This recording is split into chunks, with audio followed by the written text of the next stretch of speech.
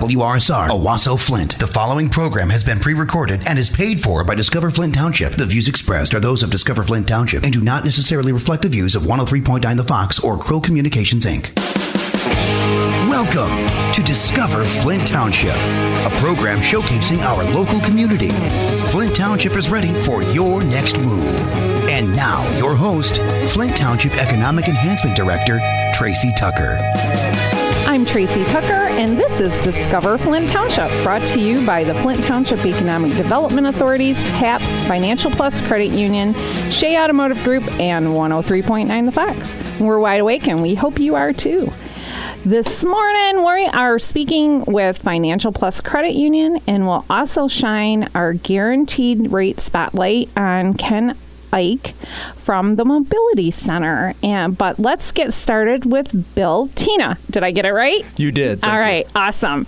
And so today you're going to talk to us about loans and how people, when is the right time to get a loan? Is that what we're talking about today? Or how do you want to approach the subject today? Well, I was thinking we could talk a little bit more about times where people don't think about loans, but don't see the unknown benefits you could have from still getting a loan, even if you have the money in the bank account.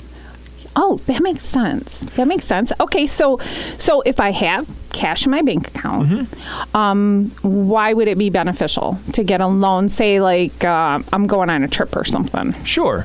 So there's two scenarios. So the first scenario where you might have money in the bank and you might want to still take out a loan. If you spend the money that you have in your account, it's gone. You've lost options. Right. But if you borrow the money, and then simply pay it back with your time, payments over time. Oftentimes you can use the money in your account as collateral, and the interest rates are just barely over what you're making. Now, most of us aren't making a ton in our savings accounts, 0.25%, 0.5%. Right. So now you're only paying 1.25% on that loan, which is really, really cheap, free money, no fees. And so oftentimes when you go to a bank or credit union and use your cash as collateral, then you can go take your trip, borrow your money, and then the money is still sitting there. And so let's say 6 months from now, you're like, you know what, I don't want to make this payment anymore. They can just simply eliminate the loan, use whatever cash is left in the account, and they pay it off. Right. And so essentially you have the option now. I've borrowed the bank's money very, very cheaply, and I have the option to just pay them back out of my paychecks, or I can liquefy my account, pay off the loan, and go that way.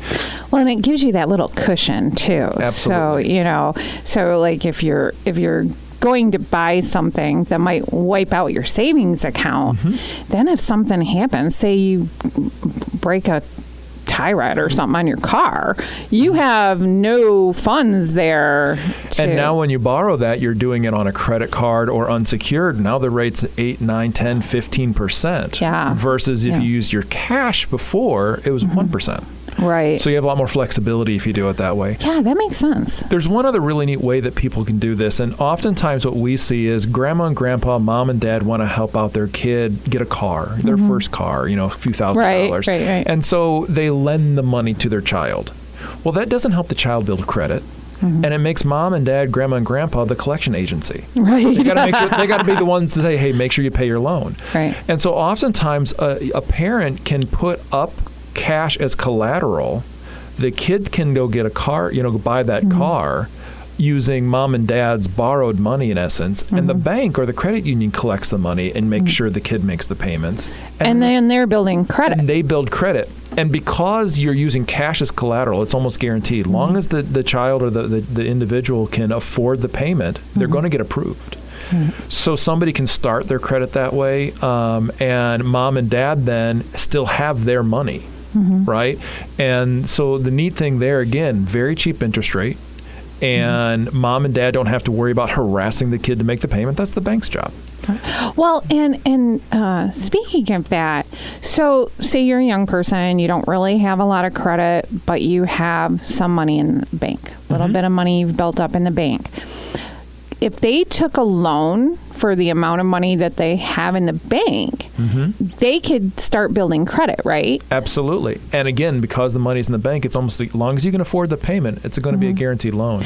Well, and also then they're building a relationship with their bank as well, too, right? Absolutely. So when they might need something down the road, they've built up credit, they've built up a payment record, they've built a relationship already with a banker. Right. Now you're much more likely when you want to get a car loan and use the car as collateral or take that trip and borrow money. Now you're much more likely to get that approved. Absolutely. Awesome. That's great. Because like when my, I know my kids, my poor kids, I talk about them all the time. Sometimes you have to help them out by co-signing or whatever, because they're young. They haven't borrowed and they haven't done that. And that's a great way. I never thought about that before, but that's a good way to get them started in life and understanding, getting used to a payment. They have the money there. If they fell on a problem with work or had an emergency, they've got the money there to pay off that loan if they needed to. Absolutely. But it helps them get used to doing things like that. Getting used to adulting, as my daughter would say. And making payments towards a loan for a lot of people is more comfortable in mindset. If I took all the money out of savings, how disciplined am I going to be to put it back? Right.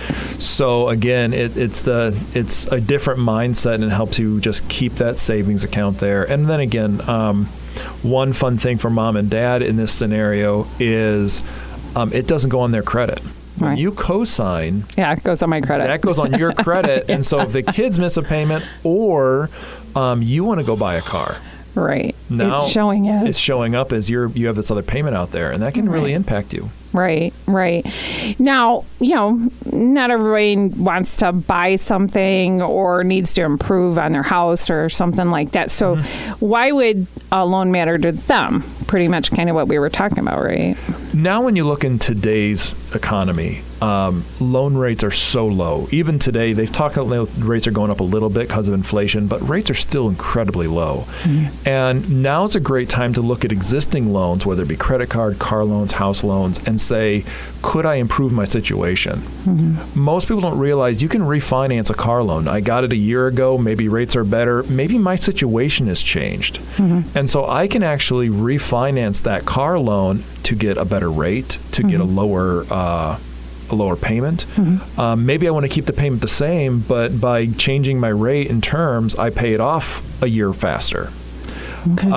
So good example is people will refinance their house just by lowering that rate, and because maybe you've been paying on it for a few years, suddenly I'm going from a 30-year mortgage to a 20 or 15-year, but I kept the same payment. So I'm getting my house paid off so much faster. Right. By just simply going in and reevaluating, can I redo my loan? And other than a house loan, your car loans, your credit cards, more often than not, there's no fees associated with that. So I can do that whole refinancing, make my situation better, and not cost me. Because there's a lower interest rate. Lower interest rate, or even just changing up the terms because I've paid the car down. Yeah, because some of those credit cards, the store credit cards, and some of them are like 20% interest or 25% interest. Yeah. It can get pretty crazy. And the other neat thing about that is maybe when I got the car loan, my credit was pretty new. Or shaky. Well, now I've been paying on it for a year. I've been paying on it for 2 years, so my credit's improved. Just your credit score improving could give you better terms. Oh, yeah, I didn't think about that. So it's not always the rate. So, you can check your credit score, and if your credit score has changed in a major way, that could change what terms you could get on your loan, right? Absolutely, yeah. Yeah, because I know, was it Brooke that was in talking about credit scores, I think? I don't know. We talked about credit scores one week. We talked about credit reports one week. So we're trying to get people thinking about their financial health, really, and then what they can do with it once they get it in a healthy realm. Absolutely. And so this is one of those great things, and a good way to build your credit or to make your credit better is if you can take one of these loans, you have the money, but you take a loan based on that as your collateral, and you can better your credit, right, by paying on time on this loan. And so, yeah, that's a great idea. And a lot of people don't realize, too, that let's say you paid your car off a couple of years ago, but you're sitting on a credit card with a balance. If you're not planning on selling that car anytime soon, maybe keeping it for another year or keep it till it dies, you can actually take out a loan against that car, even though it's paid off, take out a new loan and pay off your credit card. Because you have equity in the car. Because you have equity in the car and drop your rates again in that situation. So there's a lot of ways to just re-look at what you've got. Just like you're supposed to look at your car insurance every year and home insurance to reevaluate that, do the same thing with your loans. Look and see, can I get a better situation and financially improve myself? Yeah. Free up some money every month or get out of debt faster. Yeah, that's great. That's great. Now, if somebody wanted to take advantage of something like this, how would they get a hold of you guys? At the website, or do you call? Or so they can come into any of our branches for Financial Plus. They can also go to our website and they can apply for a loan right there online. Oh, wow. And come straight through, and we'll give them an answer as quickly as possible. Typically, you get an answer back, very same day, very quickly. I mean, if you apply at 3:00 in the morning, you might have to wait until we open. But for the most part, yeah, we'll definitely make it as easy as possible. And that's what, myfpcu.com? Yes, it is. Okay. Very good. But and I would like to say that you can do this at any bank or credit union. Absolutely. All does these things, their terms and the way you apply might differ. But you can do this just about anywhere. But today we're talking to Financial Plus. So, hey. I was just trying to think, is there anything else you wanted to talk about with the loans? Well, the last thing I'd bring up with loans that people need to really keep in mind, some people have the feeling like, well, I don't really want to do loans, or I did loans, but I've paid everything off and I want to have that as a past. I don't want to take out new loans. There are benefits to having that ongoing loan, even if it's borrowing your own money or something simple, but using a credit card and paying it off every month. Okay. The benefit to maintaining credit ongoing is it improves your credit score. Okay. And we forget how many places in our lives now use our credit score. Yes. Your insurance company for your car insurance, your homeowner's insurance, they're looking at your credit score. If you want to rent an apartment, they're looking at your credit score. Most places now, if you want to get a job, they're looking at your credit score. Yeah, I have a problem with that. I don't like that. I think that's pretty invasive, and there's a lot of reasons that somebody might have a bad credit score, and sometimes it's not even their fault, but that's the way the world is today. So it is what it is, and you're going to have to deal with it. And we're giving you some ideas of how you can better that score, so that how it affects you in these other areas of your life. Maybe this can help you out a little bit, right? Well, and I'll add to what you said, because I agree. I mean, it can feel very invasive, like, why is whether or not I paid a loan 5 years ago or 10 years ago or went maybe through a divorce, and a lot of that times can hurt somebody's credit. Why is that impacting me for getting a job today? Right. And I think what's important there is understanding if you know your credit and the story your credit tells, and that's what they're looking for, is what's the story tell? If I can explain a hiccup, or, hey, we had some problems, somebody had cancer in my family, and they're out of work for a year or two, that hurts your credit, right? But explaining that and knowing that will get you past those hurdles. Now, the insurance company might not care so much, but an employer probably will. Right. They'll take that into account. Yeah. Even when you're applying for a loan, and being able to explain those hiccups in your credit, sometimes they can look past that. Yeah, I had a knock on my credit score a year ago, 2 ago, because it said that I had a new employer. Well, I've worked for the same employer for 14 years, but my employer changed who was paying us. And so that's still showing, and I need to get that done, but it wasn't a big enough issue at the time, but and it wasn't that big, but I think it was like 10 points. It shows up. Yeah. It does, so it shows up. So, and you can contact like Experian or the credit however, bureaus. TransUnion. I mean, there's a bunch of them, right? There's like 3 major ones. Well, and you'll want to contact all 3 of them. Yeah. Fixing it on one doesn't necessarily fix it on 2. So you do have to correct it with all 3 bureaus. Right. Yeah. So, but yeah, so I need to take care of that. But it was so nice having you in today. Thank you. It was great talking about how people can make their financial life healthier, right? And how they can take advantage of the low interest rates that are out there. Incredibly low right now, absolutely. Yeah. And if people want to get a hold, they can contact their bank or they can contact yours. And yours was, again? Financial Plus Credit Union at myfpcu.com. All right. Awesome. Thanks for coming in today. Thank you. Have a great day. You too. All right. Today we are going to shine our Guaranteed Rate Business Spotlight on the Mobility Center with Ken Eick. I think I got that right. That's perfect. And he is a wait a minute. Now I said it earlier. A prosthetist. Prosthetist. Yep, certified prosthetist. Prosthetist. Okay. And you know what irritates me is I said it right earlier and I get on the air and I can't talk. You panic. So. I'm sure you'll get it by the end. I'm sure of it. There you go. So now you work with Michigan Vascular Center, right? Yep. And so how does that work? Are you're in the same building with them? Yeah, actually, it's kind of a unique setup. For about 25 years, I worked in more of a traditional setting where the prosthetist was located in a separate O&P company. Mm-hmm. And about 5 years ago, I was welcomed into the Michigan Vascular Center's family, and I worked directly with the surgeons. My laboratory is right in their clinic, and I was amazed at how much more collaboration there is with the physicians and how much higher the outcomes are for our patients. You know, I'm going to ask this, and it wasn't on your bullet points. Do you actually make the prosthetic? Yes, so as a prosthetist, I fit the patient with it. So there are parts of it that I do in my laboratory, like the test socket, the castings, the modifications. Sometimes we use a CAD system and design the system on the computer. Other times it's by hand.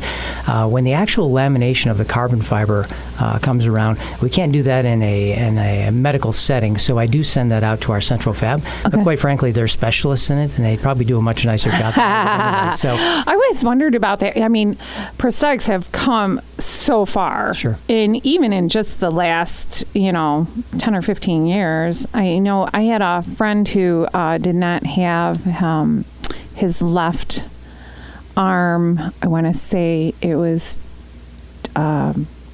genetic. It was a genetic thing. He wasn't in an accident or anything. So he had a hand, and a special hand, and when I knew him, when I first met him, it was just the old, solid. It didn't move. It was curved at the thumb into the hand. And then when I saw him, I don't know, I want to say 10 years ago, he was on his way someplace. I saw him at the airport, of all places. And he was on his way someplace about the prosthetic. He had gotten one that moved. Sure. And it was like, that was such a big step, and they were sending him somewhere to basically show it off, the technology. Some type of conference or something. Yeah, the technologies have exploded with both upper extremity and lower extremity. Mm-hmm. You're talking about an arm, and they have myoelectric controls where they actually use nerves to activate the terminal device or open and close the hand. It's absolutely amazing. That's amazing. Yeah, and what we do, we kind of, I don't want to say specialize, but we do mostly lower extremity or legs. Mm-hmm. About 85% of the amputees out there are caused from diabetes or poor circulation. Mm-hmm. So the bulk of the patients that we work with are a bit older, and our vascular surgeons at Michigan Vascular Center, that's the population that they work with. And they found that after there's a certain number of patients that just simply don't have the circulation to support a limb, and eventually they're going to lose it no matter how advanced procedures they do, no matter the surgeries they do. Eventually that patient is going to experience a limb loss. So at that point, the physicians would write the prescription and would really kind of lose contact with that patient and wouldn't really know what the outcome was. Mm-hmm. And they found that there was a real void there, and they wanted to come up with some sort of a patient care model that allowed them to follow that patient and make sure that the outcomes were as high as they expected. So they decided to bring a prosthetist in about over 10 years ago, and now those patients they'll call me in the room sometimes when the patient doesn't even have a sore yet. Maybe their circulation is very poor and they're concerned with the shoes that the patient is wearing. So we'll come in and evaluate what the patient is wearing at the time, make sure that they've got the best possible. And many times I'll know that patient for a year, sometimes more, before ultimately they come to the point where they have to lose their limb. So that relationship that we build happens way before that patient is told that they have an amputation. Being in the clinic, if I see a patient that comes in that is experiencing some skin issues or a fit issue, I simply walk down the hallway and grab the doctor. They come down and they check the patient out. By the same token, if they have a patient who they recognize that they need to give that message to the patient, they need to talk to him about amputation, they come down and grab me. I walk down there and the patient leaves more educated. And really that's our goal, is to get the best outcome possible, but also kind of help that patient through a process that can be very, very difficult. It's a very emotional thing. Sure. And it's so amazing to me, the things that are out there now. To me, this is just really interesting to listen to. I was the same way when Dr. Mattos was here. He was like, talking, and I was like, oh, that's a way I'd forget. Oh, I gotta have the next question right. So now you're basically working with the surgeons right there, or their doctors, and because it's all there, probably their insurance is streamlined. Yeah, so that's one of the benefits to having a clinic, a prosthetic clinic within. One of the biggest hassles, you can say, with our patients is trying to figure out their insurance. The patient it goes to the doctor, and then they get a prescription, and who do they go see for their prosthetic device? And once they get there, the prosthetic company says, hey, you need to go back to the surgeon and get all this documentation because that's what your insurance requires.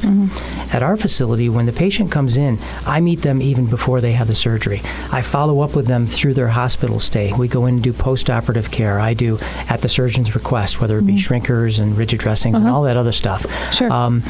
So I see them when they're in the hospital, and then when they come back to the outpatient office to have their sutures removed and things, I'm in the room with them also. So the entire process is involved with both the surgeon, advanced practitioners, and myself as a prosthetist. Throughout that time, their documentation, I kind of give them what the patient's insurance requires.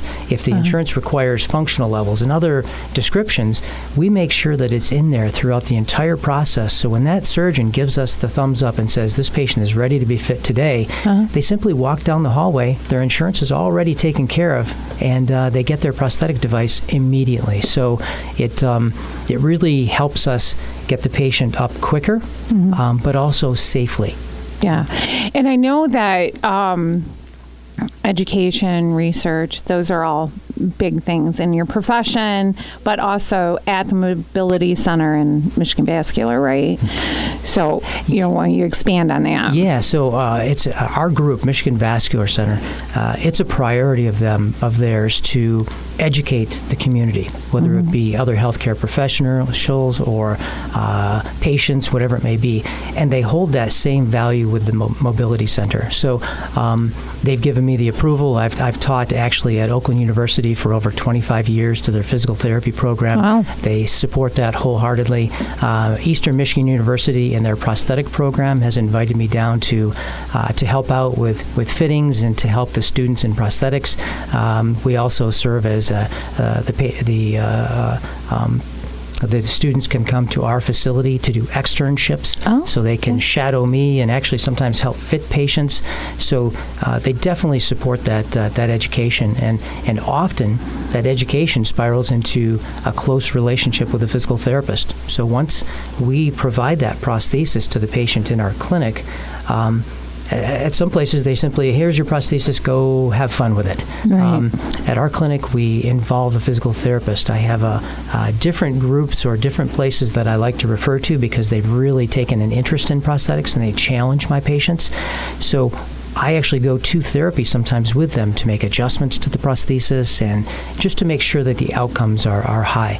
If the patient goes to an extended care facility, I follow them there. Many times if they're discharged from the hospital to home and they need some help, they call up and they say, Ken, I'm not quite sure if this is, I'll actually go to their home to help them out in their home too. So that's awesome. There is no patient that's lost, and there's also a large part of our community that's educated just because it is a high priority of ours. Yeah. Now, I know like most of the veterans, well, they used to have to go everything through the VA, but are you able to assist them too, or is it? Yeah, we're able to assist many, especially Michigan Vascular Center. They have the VA contract, and so yes, we are able to help them out. Again, the bulk of our patients, the overwhelming majority, have some sort of dysvascular disease, and that's consistent throughout the entire country. Mm-hmm. So yeah, we're able to help basically everyone. Well, that's wonderful. Well, it's good to hear that our veterans can get care at a facility such as yours. So that's always good to hear. And then now you work with a group, is it Amputee Blade Runners, I think you said it was? So let's hear a little more about that. That's definitely part of one of the fun things that we do. So Amputee Blade Runners is a nonprofit group that provides free sports prostheses to patients that are interested in getting to a higher level with their prosthesis, more than just their daily use prosthesis. So Amputee Blade Runner said, look, let's create this nonprofit organization and let's give free prosthetic devices, running blades, so to speak, or sports prosthetics to any patient that is interested. And to date, they've worked with over 250 athletes. Wow. And 100 of them are young kids. And That's I wonderful. have several, we have a clinical affiliation or a partnership or whatever term you want to use. So if Amputee Blade Runners has someone in our area that needs help, they'll call me up and say, hey, Ken, can you see this patient? And we'll work with them in our clinic. Amputee Blade Runners will provide the components and stuff like that. And together, we'll get those youngsters up and running and doing all kinds of fun. And our group, I'll usually take those kids out into the office so that people can see these kids jumping around and having fun, and it's really motivating. And as they're walking out, many times our patients that are sitting in the waiting room are coming to be fit. We'll see these young kids jumping around, and they'll be motivated by them too. That's wonderful. I always like to end on a high note, and I think that's a great program. But if people want to learn more, now is that like a charitable organization? Can people donate to that? Absolutely. Okay. Yeah, we would love that. And if you just look up Amputee Blade Runners, you can get in touch with them. They're down in Tennessee, and I'm sure they would welcome any help or just it's a great site to go to just to see some really fun things happen. Yeah, and some positive outcomes. That's great. Yeah. That's and great. Really Making proud. a change in these kids' lives. Yeah, we're proud to be part of that program too. That's wonderful. So now, if somebody wants to get a hold of you, they need help, where would they call or where would they go? Just the Michigan Vascular Center. Okay. We actually have an office up in Saginaw also, but the main office where my laboratory is down here in Flint. Is in that building. Linden and Bristol, and it's right inside Michigan Vascular Center. So you work with them. Yep. Awesome. That's great. So I'm going to wrap it up. I want to thank you for coming in today. It was very nice to meet you. And he told me the way to remember his last name of Eick was I like Eick. I like it. I like it. And I like Eick. There we go. So I want to remind our listeners that you can email me if you have any questions, comments, if you have an idea of someone to have on the show at discoverflinttownship@gmail.com. You can visit us on Facebook at Flint Township Events. That's FLINTE. Oh, but I better spell it right, Rusty? Yes. FLINTTWPEVENTS. And our YouTube channel is Discover Flint Township. Our Anchor channel is Discover Flint Township. And you can visit our web pages at discoverflinttownship.com or flinttownship.org. I want to thank our guests today, Bill and Ken.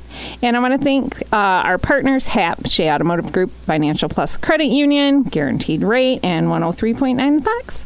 Discover Flint Township with us next Sunday at 7:30 a.m. right here on the Fox. I'm Tracy Tucker, the Flint Township Economic Enhancement Director, and I would like to remind everyone, stay safe, stay healthy, shop local, buy local, and discover Flint Township. This has been Discover Flint Township with Tracy Tucker. For more information, visit discoverflinttownship.com. Flint Township is ready for your next move. The preceding program was pre-recorded and was paid for by Discover Flint Township. The views expressed are those of Discover Flint Township and do not necessarily reflect the views of 103.9 The Fox or Krill Communications, Inc.